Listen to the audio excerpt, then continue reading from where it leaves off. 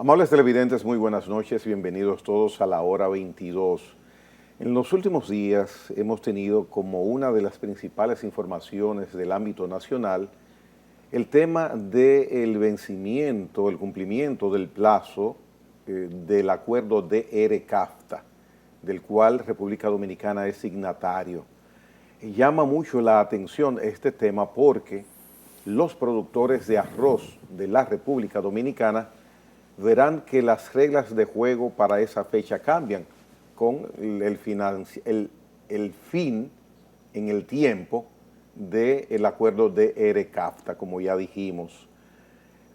Esta noche tengo la satisfacción de recibir a Winston Marte, miembro del Comité Central del Partido de la Liberación Dominicana y vicesecretario del área agropecuaria de esa organización política. Con él conversaremos sobre este y otros aspectos de la agropecuaria dominicana. Winston, gracias por estar acá en la hora 22. ¿Cuál es la situación que pende sobre los productores de arroz de República Dominicana? Porque de ERE-CAFTA finaliza su vigencia de 25 años precisamente en 2025. Muchas gracias por invitarme aquí a la hora 22, agradecido de estar aquí.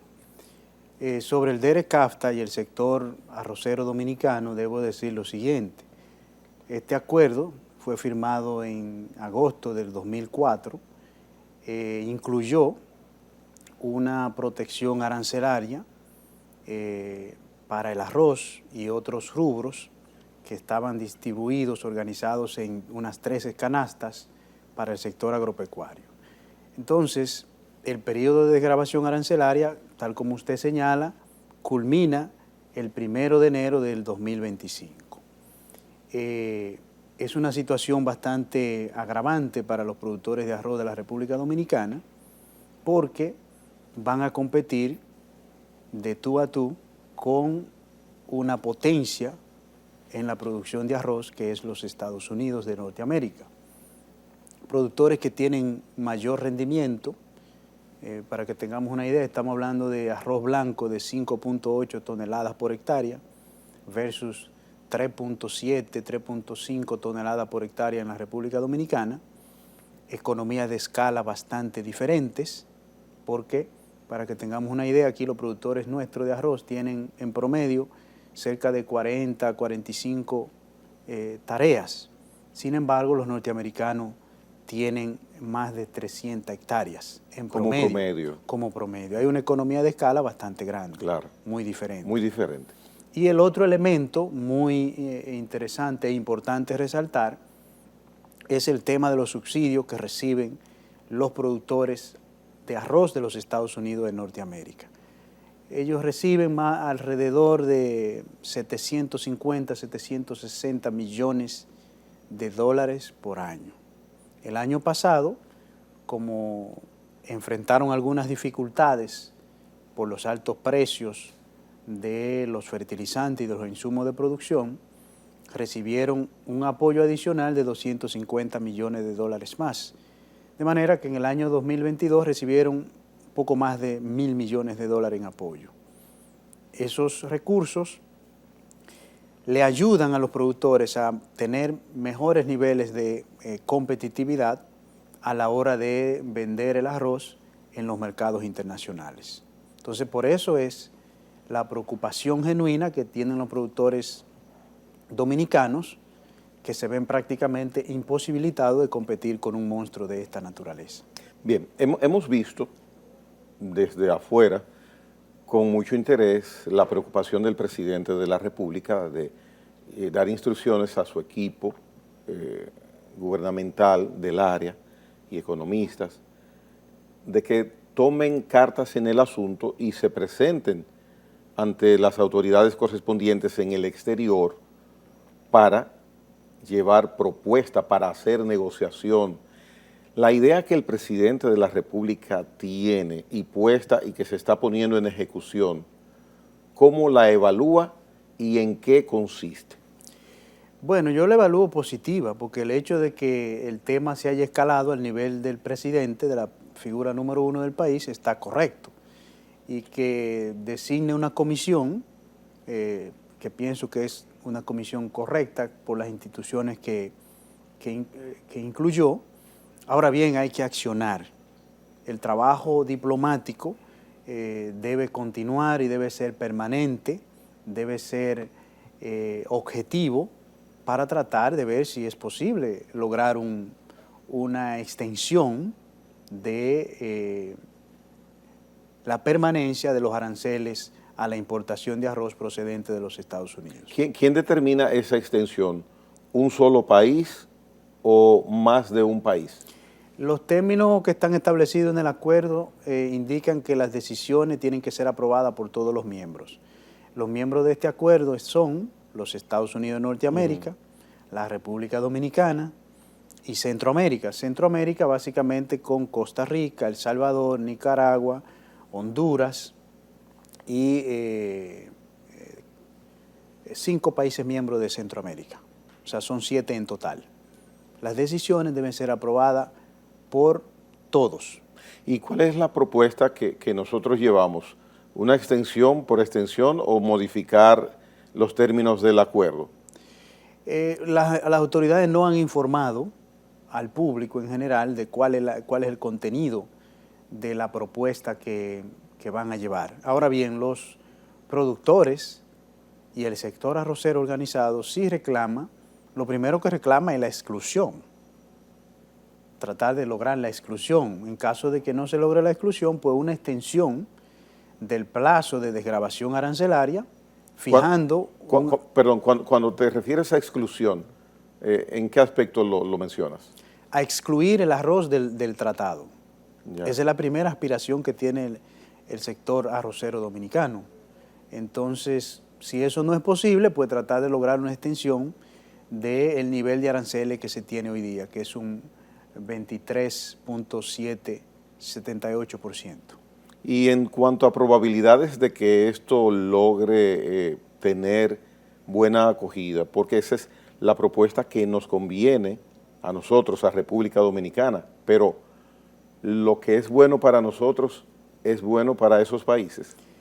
No necesariamente, porque los Estados Unidos hicieron estudios para saber cuál era el impacto y los efectos positivos que iba a tener esa negociación para su país y para sus productores. Un acuerdo que duró 20 años. Sí, contrario a nosotros, que no hicimos estudios. El país no hizo los estudios para saber cómo iban a ser afectados los diferentes sectores. Entonces, ¿a quién le correspondía hacer esos estudios? Al gobierno de ese entonces, el gobierno de 2000-2004. Antes de adherirse al acuerdo, debieron hacer los estudios que permitieran ver cuáles eran los posibles impactos o efectos en cada uno de los sectores productivos de la República Dominicana. Y no hubo Winston en el camino porque se sabía que inició en el año 2004, pero a partir de ahí se conocía que moriría ya de vejez, de su edad predeterminada, el 1 de enero de 2025. Entonces se entendería que por lógica, sabiendo que el seguro del vehículo vence en tal fecha, tú debes saber que tienes que renovarlo y tienes que pagar si lo vas a renovar, sí, o qué hacer, qué alternativa a lo que estás mencionando. Bueno, pienso que fue también una inadvertencia en ese interregno de tiempo de los gobiernos que sabían que eso iba a suceder. Y estamos ahora, no sé si haya tiempo suficiente, estamos ahora tratando de, al caer la tarde, resolver una situación que hace 18 años sabíamos iba a suceder. Bueno, técnicamente lo que mandaba era hacer estudios para saber cuáles eran los efectos. Los estudios que hicieron los Estados Unidos confirman que ellos iban a incrementar las exportaciones de productos agropecuarios a la República Dominicana en $500 millones por año. ¿Ha sido así? Ha sido así. De hecho, antes del acuerdo, la República Dominicana tenía un balance positivo de las exportaciones respecto a las importaciones que hacía de los Estados Unidos. A partir de que el DERECAFTA entró en vigencia, eso se ha ido invirtiendo. Es decir, que en vez de nosotros tener un superávit, ahora tenemos un déficit. Entonces, el sector arrocero ha hecho su trabajo, porque los datos así lo confirman. ¿Lo ha hecho cómo? Ha hecho su trabajo en términos de incrementar la productividad y la producción total de arroz por año. En la época de 2007, 2006, por ahí, aquí apenas se producían cerca de entre 8 y 9 millones de quintales de arroz. La producción de arroz el año pasado, según las cifras oficiales, cerró en 14.2 millones de quintales. De manera que eso significa un aumento de la producción bastante importante, llegando a suplir más del 100% de la demanda de arroz de la República Dominicana. En los años recientes, en el 2018, en el 2020 y ahora en el 2022, se liberaron 3 nuevas variedades de arroz de alta productividad y de bajo costo. Por eso, gracias a esas variedades y al trabajo de los productores, hoy el país puede tener esos números de alta producción de arroz, más que suficiente para suplir la demanda nacional. Pero, como yo le explicaba al principio, con un país, un sector productivo arrocero como el de los Estados Unidos, que tiene tantos apoyos, y una economía de escala bastante grande, es difícil competir realmente de tú a tú. ¿Qué sucederá el 1 de enero, a partir del 1 de enero de 2025, en el caso hipotético de que las gestiones que está haciendo República Dominicana no surtan el efecto que estamos buscando? Bueno, yo hice un estudio en el 2011, una investigación, y está publicada como un artículo científico, donde estimaba los efectos del DERE-CAFTA en el sector arrocero dominicano. ¿En 2011? Sí. Ya. Yo hice el estudio, se hace una simulación de la eliminación total de los aranceles y se ve que puede pasar cómo se afectan los productores, cómo se afectan los consumidores, cómo se afectan los ingresos del gobierno, los ingresos fiscales. Y en ese estudio nosotros determinamos que los productores tendrían pérdidas cercanas a los 345 millones de dólares. Para que tengamos una idea, esos son cerca de 19.500 millones de pesos. El sector arrocero, el valor de la producción de arroz es aproximadamente 28.000 millones de pesos. O sea, se perdería prácticamente 2/3 de... El 70%. Eso significa... ¿Y debido a qué? ¿Por qué? Porque entraría arroz de los Estados Unidos, una vez el arancel sea cero, puede entrar arroz procedente de los Estados Unidos a precios inferiores al arroz de producción nacional. Ahora, para que usted tenga una idea, el precio de un quintal de arroz en los Estados Unidos, FOB, es decir, ya libre en el barco, es de 37, 38 dólares. ¿El quintal? El quintal. Que eso puede llegar aquí cerca de 40, 42 dólares un quintal. Eso significa que la libra está aproximadamente alrededor de 20, 21 pesos. Sí. El arroz nuestro, a nivel de molino, se vende con la calidad comparable cerca de 24 pesos. Hay una diferencia de 3, 4 pesos. Entonces, imagínense que ya el arroz dominicano, cuando recorre los distintos eslabones de la cadena hasta llegar a los supermercados o a los colmados, su precio se incrementa bastante. Entonces, eso nos dice a nosotros que aún en una situación de dificultad de los productores arroceros de los Estados Unidos, que han tenido un costo de producción más alto, aún es más barato que el arroz dominicano. Imagínense cuando el arroz norteamericano vuelva a los precios que tiene promedio de los últimos 5 años, que es de apenas 28 dólares, 27, 28 dólares el quintal. Significa 10, 12 dólares menos. Entonces el nivel de competitividad aumenta respecto al arroz nuestro. Y entonces, partiendo de que existe ese hipotético caso, vemos que va a ser terrible la situación para el productor dominicano, por lógica sencilla. Todo quien escuchó el resultado de ese análisis que tú haces, lo entendió. Entonces, Si sucede así, porque es la posibilidad de que pueda suceder así, Correcto. ¿qué medida podríamos nosotros tomar antes de que llegue 1 de enero de 2025? Bueno, lo primero es continuar con las negociaciones diplomáticas. Eso siempre es importante, el diálogo, porque hay posibilidad de que se pueda lograr algún acuerdo. Yo nunca lo descarto. Segundo, el gobierno debería diseñar un programa de apoyo al sector agropecuario. De subsidio, por ejemplo. De apoyos e incentivos. De apoyos. Para ayudar a que los productores puedan disminuir su costo de producción. Eso es fundamental.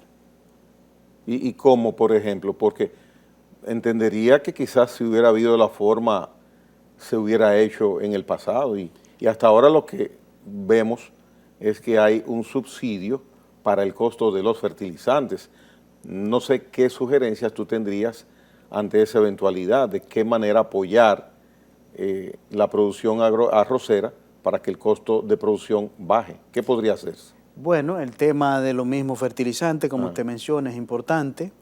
El tema de continuar con el mejoramiento genético de las variedades de arroz. Para aumentar la efectividad y rendimiento por tarea. Correcto, correcto. Eso es, ¿Y por qué eso depende del gobierno? Porque aquí hay grandes productores de arroz.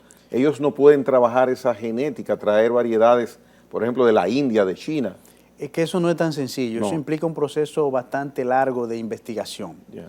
Y la investigación, aunque se puede desarrollar con colaboración y en conjunto con el sector privado, lo correcto es que lo haga el Estado, porque el 90% de los productores dominicanos son pequeños productores, con menos de 100 tareas.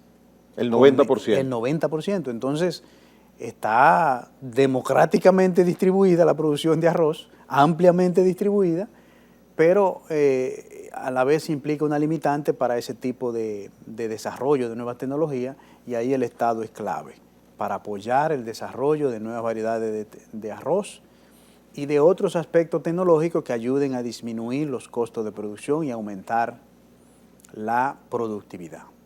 Bien, eso sería entonces una parte, fomentar desde el Estado la forma en que puede gestionarse una eficiencia mayor de producción. En ese sentido, nosotros en estos momentos, ¿cuál es el promedio de rendimiento con las 3 variedades nuevas estas que menciona, se han logrado incorporar en los últimos tiempos, de una tarea de arroz aquí en República Dominicana? Produce alrededor de 450 kilos por tarea, en promedio. A veces un poquito más, 4.800 kilos, pero el promedio está ahí. 4.800 kilos por tarea.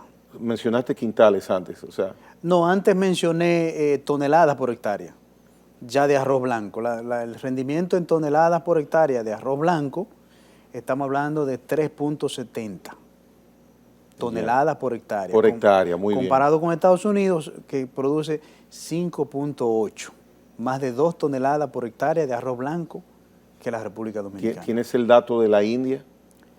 Bueno, la India los rendimientos no son tan altos. ¿Y China?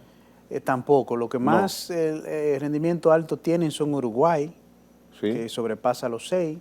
Brasil también tiene buen rendimiento. Japón sobrepasa las 6 toneladas por hectárea de arroz blanco. Esos son ejemplos. Pero, ¿por qué si aquí en República Dominicana, Winston, tenemos clima envidiable, terreno como el mejor para todas las variedades que puedan haber en la agropecuaria, una mano de obra muy inteligente, podemos decir, no haragana también, tenemos algo de tecnología, sí, tenemos el acceso a los fertilizantes? Entonces, ¿dónde está la no magia, porque si fuera al revés fuera la magia, de que no podemos dar el brinco exponencial en eficiencia arrocera, que tenemos todos los años del mundo produciendo arroz? Y si estamos en 3 algo toneladas por hectárea, ¿por qué no tener 5 o 6? Bueno, si tenemos todos esos elementos a favor. Debo decirle que había un rezago importante con el tema de las variedades. Las últimas variedades de arroz que se liberaron fueron en los años 2004, por ahí, hasta 2018, donde se presentaron nuevos materiales de alta productividad y de baja demanda de insumos. Es decir, específicamente que tienen la posibilidad de usar algunos herbicidas que son de bajo costo, y eso ayuda a disminuir el costo de mano de obra por limpieza de las malezas. Ya. Vamos a hacer una pausa. Esta noche tenemos la visita de Winston Marte, experto en agropecuaria, con estudios internacionales de muchos años en Oriente, sobre todo. En Japón. En Japón, o sea que estamos hablando con una autoridad profesional y muy práctico también, es docente en varias universidades de República Dominicana, y vamos a seguir conversando de DR CAFTA, de arroz en República Dominicana, luego que volvamos de la pausa. Winston Marte con nosotros en la hora 22.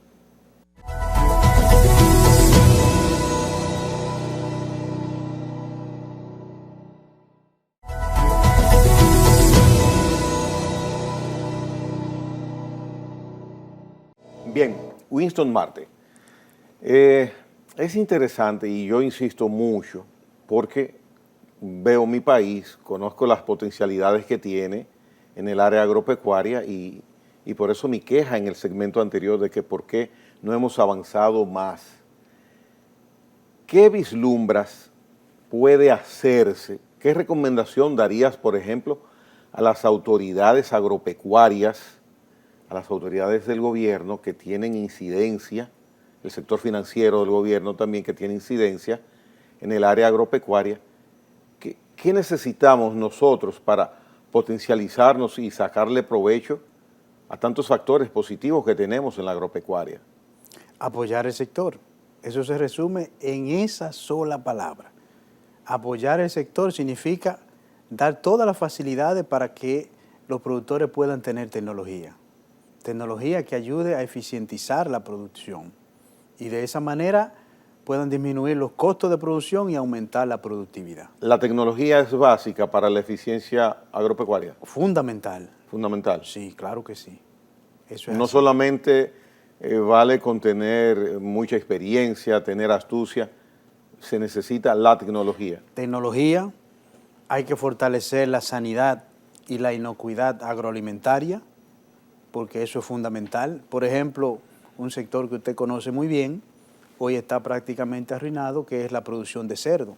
¿Por qué? Porque el cuidado en las cuarentenas a la entrada del país no fue lo suficientemente robusto y permitió la entrada de la peste porcina africana. Entonces, una industria que valía más de 14,000 millones de pesos, pues ha ido perdiendo su espacio en el mercado de la República Dominicana, de manera que el tema de la sanidad y la inocuidad agroalimentaria es fundamental. O sea que un descuido o una ineficiencia sanitaria en un periodo de tiempo corto, un mes, 2 meses, puede repercutir en años en el sector. Trae consecuencias funestas para algún sector de la economía dominicana. Eso es así. En el caso de la peste porcina africana, ¿cuál es la situación hoy día? Porque el año pasado, a inicios del año pasado, vimos manifestaciones casi de alarma, y sabemos que se mantiene. ¿Cuál es la situación hoy día de la peste porcina africana en República Dominicana? Bueno, el virus continúa aquí, haciendo daños en el país. Las autoridades no han tomado la decisión de erradicar, que es lo que realmente manda el protocolo, y como es un virus, no es fácil controlar. La manera más correcta es como se hizo en el pasado, de que se erradicó la población porcina y luego se pudo repoblar. O sea que está diciendo que la erradicación de todos los cerdos en República Dominicana es la única solución para poder eliminar la peste porcina africana en República Dominicana. ¿No hay otra salida? Esa es la salida más correcta de acuerdo al protocolo internacional. Puede haber algunos planteles genéticos que pudieran tratar de conservarse para usarse en el futuro para repoblar, pero los cerdos que están todavía en los patios, traspatios y algunas granjas organizadas que siguen incluso algunos protocolos de bioseguridad o que siguen protocolos de bioseguridad, lo que hemos visto hasta ahora es que es cuestión de tiempo para que llegue el virus y entonces extermine la población de cerdos. Entonces, hemos pasado desde mediados de 2021 hasta hoy tratando de manejar la enfermedad, pero no ha sido efectivo. No ha sido efectivo porque es un virus, los virus son difíciles de controlar. Este es un virus que puede permanecer por largo tiempo en el ambiente y entonces efectivamente y eventualmente va a llegar a la mayoría de las granjas, como ha pasado. Entonces, una vez eso ocurre, pues entonces tenemos el problema.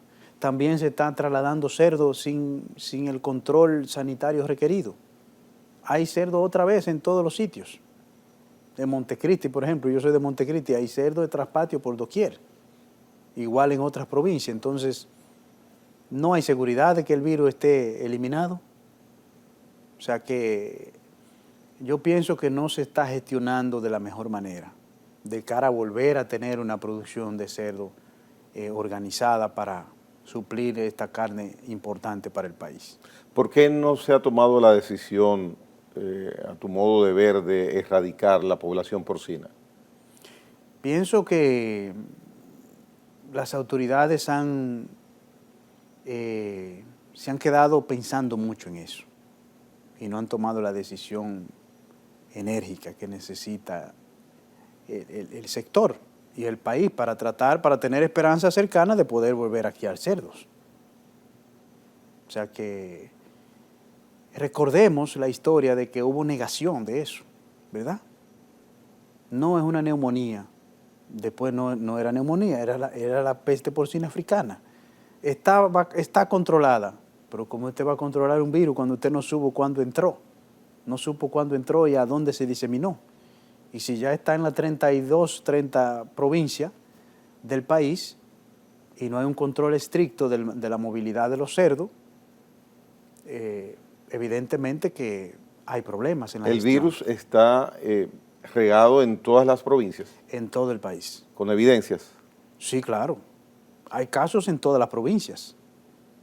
Y una vez esté el caso ahí, el virus puede permanecer por largo tiempo en el ambiente. Hay que seguir el protocolo internacional que permite detectar si efectivamente ya el virus ha sido eliminado de una de esas provincias. Entonces, yo le decía, por ejemplo, en el caso de Montecristi, donde se detectó, en una de las primeras provincias donde se detectó la enfermedad, que hoy día hay cerdo otra vez en todos los sitios, sin control. Entonces, ¿qué significa eso? Que la enfermedad puede estar ahí, puede llegar en cualquier momento. ¿Y qué daño ha hecho, fuera del daño de fama, del daño psicológico, de que tenemos virus por todos lados? Concretamente, daños materiales, ¿cuál ha sido el que ha provocado desde 2021 hasta acá la peste? El gobierno informó que ha pagado en indemnización a los productores afectados, a los que han podido ser compensados, 1.400 millones de pesos. Eso significa que las pérdidas del sector son superiores a los 2.500 millones de pesos, porque una compensación nunca se acerca al valor real de los animales que se han perdido, ya sea por valor genético de su raza, claro, y también por el peso, en el caso de animales de engorde, ¿no? De manera que ha bajado la producción. Grandemente. ¿Y qué se hace? ¿Compensación con importación? Importación. Por ejemplo, la importación, en 2019 la importación de carne de cerdo eran 71 millones de dólares. El año pasado cerró en 234 millones de dólares. Imagínense. 3 veces más. 3 veces más. Eso es 156 millones de dólares más. Entonces, ¿cuál es el destino del productor perdón, del productor porcino. Yo tengo particularmente un amigo que no voy a mencionar el nombre acá, pero un productor muy conocido que él decidió cerrar su granja hace ya unos 6 meses. ¿Cuál va a ser el camino obligado que tendrán los productores? ¿Podrán reponerse? ¿Qué sucederá? ¿Qué está sucediendo? Bueno, la realidad es que no están teniendo otra alternativa viable de producción. El gobierno debería trabajar en eso, en diseñar algunas alternativas productivas conjuntamente con los productores para que ellos puedan dedicarse a otra actividad, porque los productores que recibieron la compensación, muy bien, pero si no tuvieron la idea o la orientación necesaria para hacer otra inversión en otro proyecto productivo, pues gastaron los recursos. Y si gastaron los recursos, pues ya no tienen un activo que tenían antes que le permitía generar ingresos. De manera que la situación de pobreza y de desempleo en el campo ha aumentado producto de esta gran enfermedad. ¿Cómo entró? ¿Se sabe? ¿Se conoce? Bueno, se dice que entró en algunos productos de subproductos de cerdo, posiblemente que entraron de contrabando por la zona fronteriza. Eso es lo que se dice oficialmente. Wow. Algunas veces pues, uno se queda de una pieza viendo, porque son miles y miles las personas que directamente dependen del sector porcino en República Dominicana. Entonces, así es. A tu modo de ver, como recomendación, de acuerdo a los protocolos internacionales, la medida más saludable o menos dolorosa sería la erradicación total de la población porcina en el país. Es que eso es lo que ha funcionado en otros países. China, que tenía un brote enorme en 2018, acaba de tener otro tremendo brote ahora. Y China es un continente, prácticamente, de lo enorme y distante que es entre sus regiones productivas. Eso significa, eso tiene consecuencias importantes para la República Dominicana. Y la manera de evitarlo, independientemente de que surja, por ejemplo, que venga un producto o un subproducto, como dices, de manera inadecuada. Si la población de una granja ¿hay vacunas para la fiebre porcina? No, no hay vacuna. Es que no hay vacuna. No hay vacuna. Eso No hay es el vacuna. problema, no hay vacuna. Es un virus tremendamente mortal y no hay vacuna. Por eso es que es importante la vigilancia sanitaria en los puertos, aeropuertos y puntos fronterizos del país.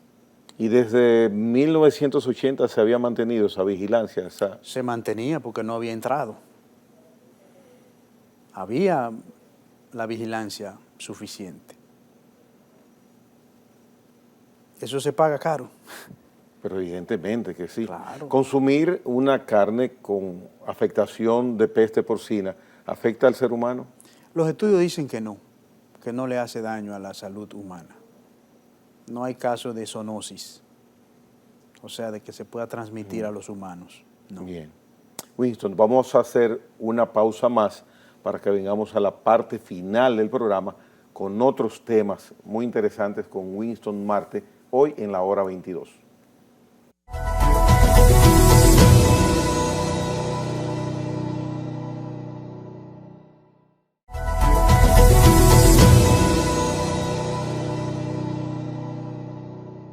Si se pasa una mirada al mundo agropecuario de República Dominicana, nos encontramos con una estadística de Banco Central, de las autoridades de economía de República Dominicana 2022, el sector agropecuario tuvo un crecimiento de 5%.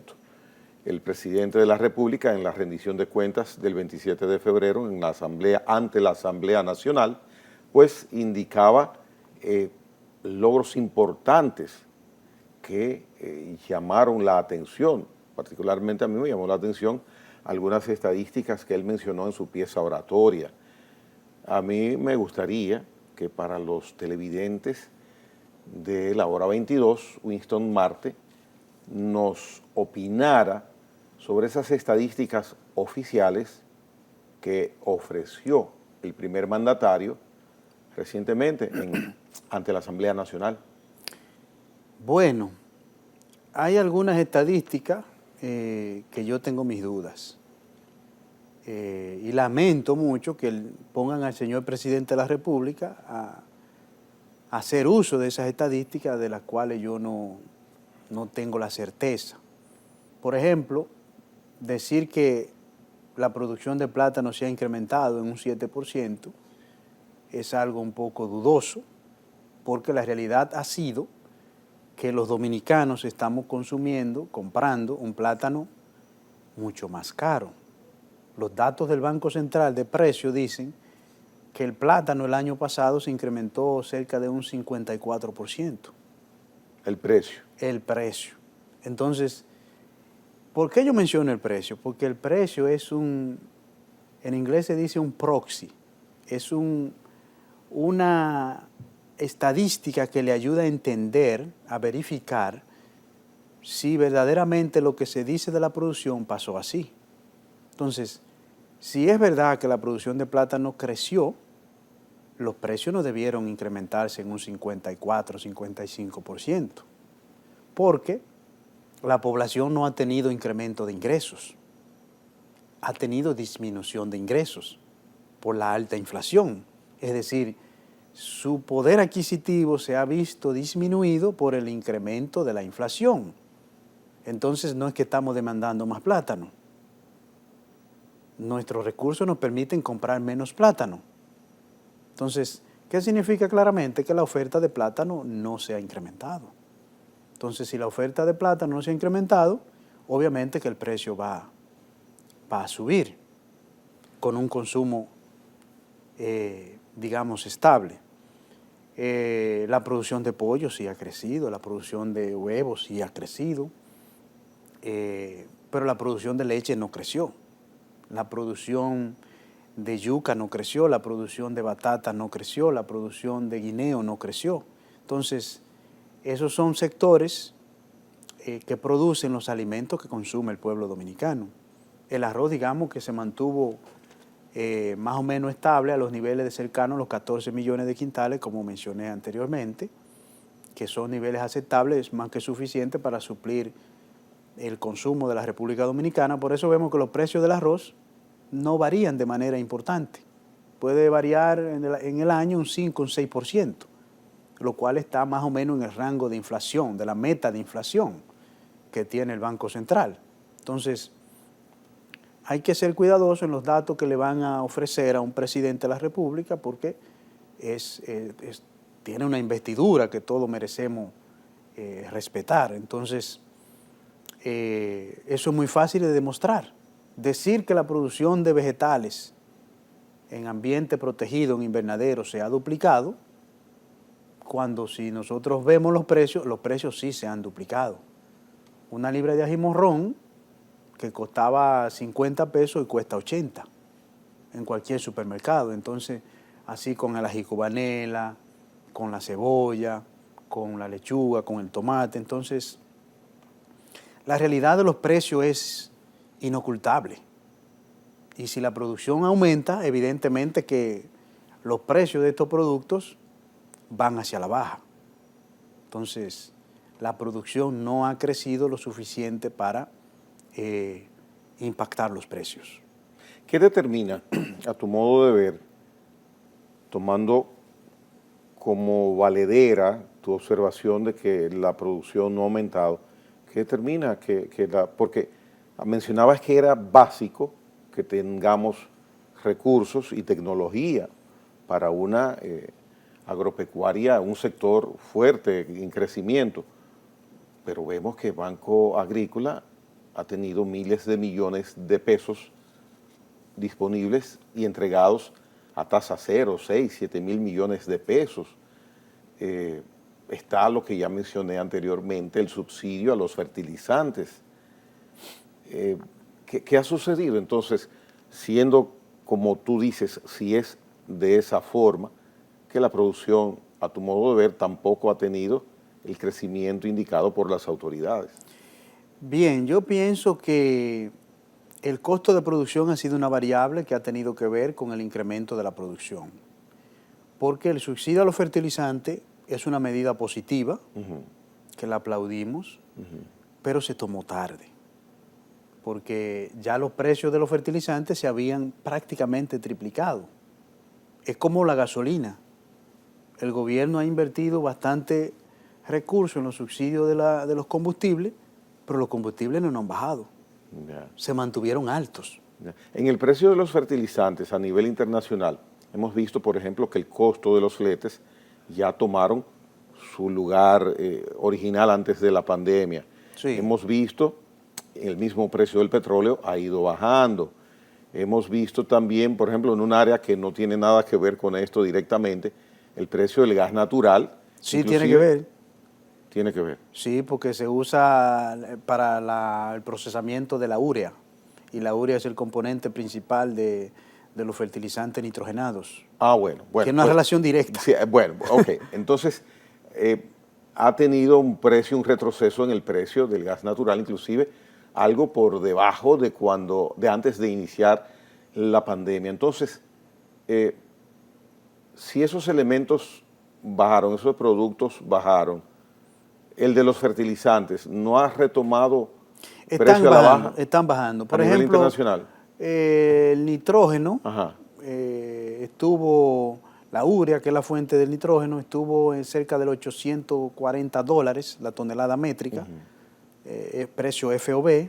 Perdón, ¿ese valor es un precio normal o ya el precio No, le elevado? voy a explicar. Ah, okay. Ese precio de $840 que estuvo, un precio pico, hoy día se encuentra cerca de los 420, $430, pero el precio antes de la pandemia era cercano a los $250 la tonelada. O sea, aún a los 440, 430 está más del doble. Oh, yeah. Más del doble, prácticamente el doble comparado a los precios antes de la pandemia. Pero sí han bajado de manera importante sus precios, cada una de las materias primas usadas para la formulación de los fertilizantes.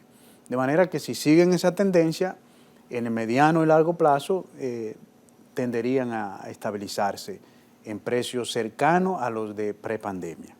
Una pregunta, el elaborar fertilizantes es una tecnología muy alta para nuestro desarrollo. ¿Podemos nosotros producir fertilizantes? Bueno, aquí se elaboran los fertilizantes, lo que hay que importar son la materia prima. Hay que importar la urea, hay que importar el fósforo, hay que importar el potasio, que no los producimos. Esos vienen de Estados Unidos, de Venezuela, de Canadá, aquí no tanto de Rusia, pero de otros países. O sea, son importados la mayoría de todos los materiales o materias primas necesarios para la formulación de fertilizantes.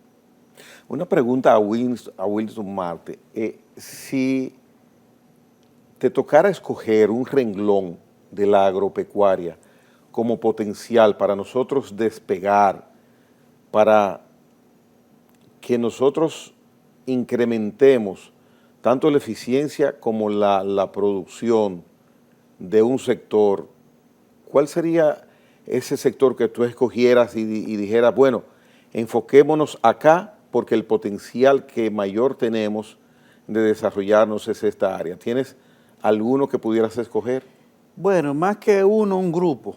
Yo pienso que el país tiene gran potencial de desarrollo en los frutales. Los frutales son mango,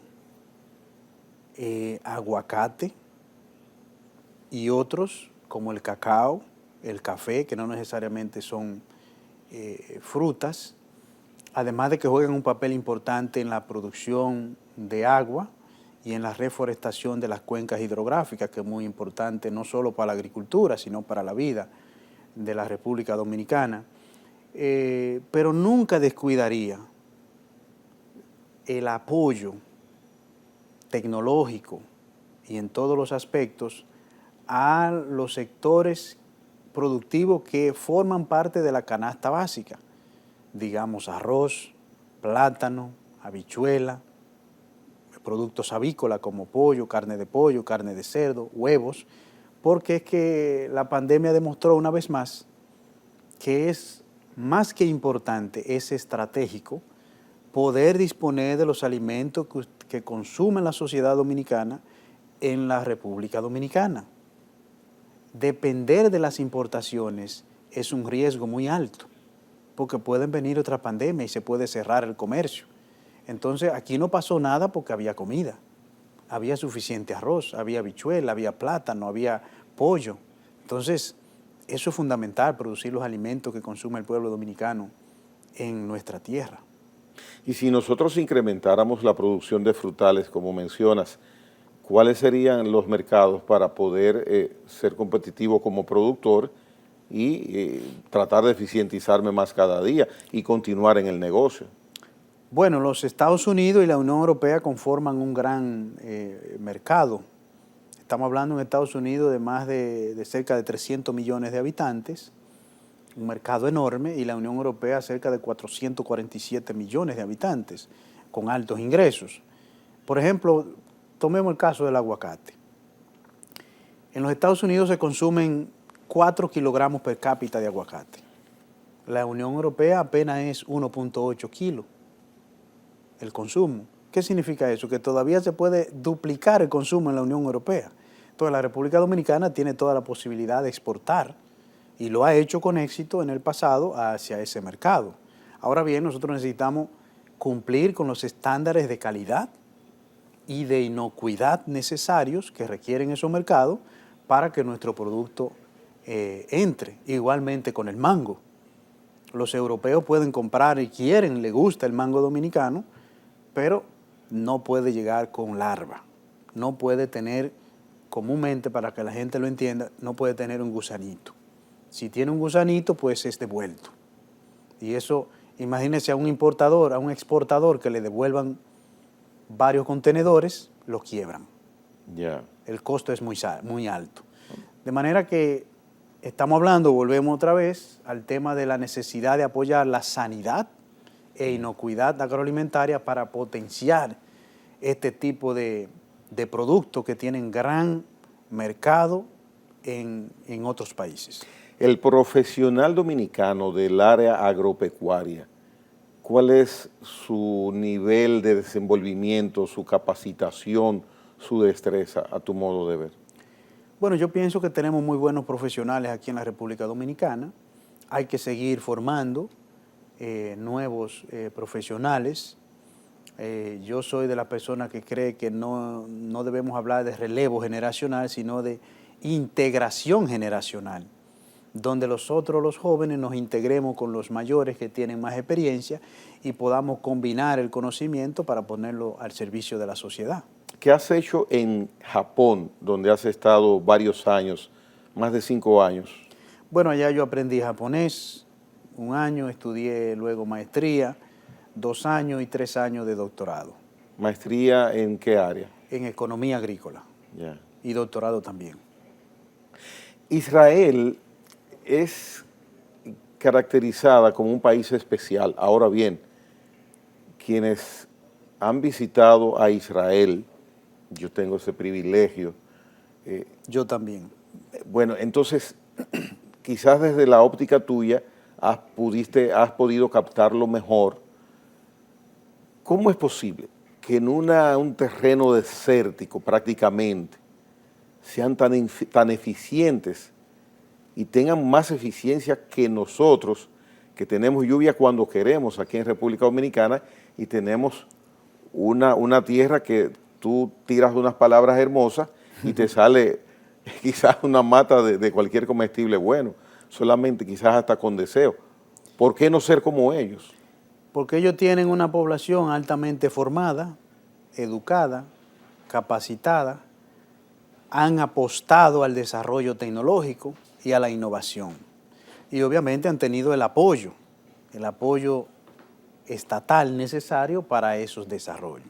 Por eso yo siempre hablo, lo hemos repetido aquí varias veces, de la necesidad de apoyar el sector productivo agropecuario nacional con tecnologías, porque Israel tiene un gran desarrollo en el sector agropecuario porque apostó a la tecnología y a la innovación.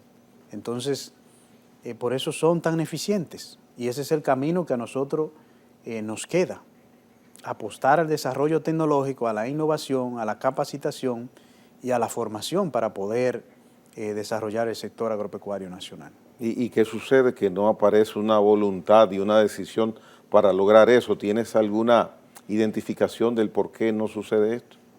En breves palabras. Bueno, yo pienso que es un asunto de prioridad, de que debe de tenerse la agropecuaria como una prioridad más que importante estratégica, porque estamos hablando de producir los alimentos que demanda el pueblo dominicano y eso solo es posible en la medida que ayudemos a nuestros productores a ser más eficientes, de manera que el tema del crédito, el tema de la tecnología, el tema de los apoyos esenciales a la producción para facilitar semillas y materiales de siembra, asistencia técnica, asesoría, eso es fundamental. Fundamental.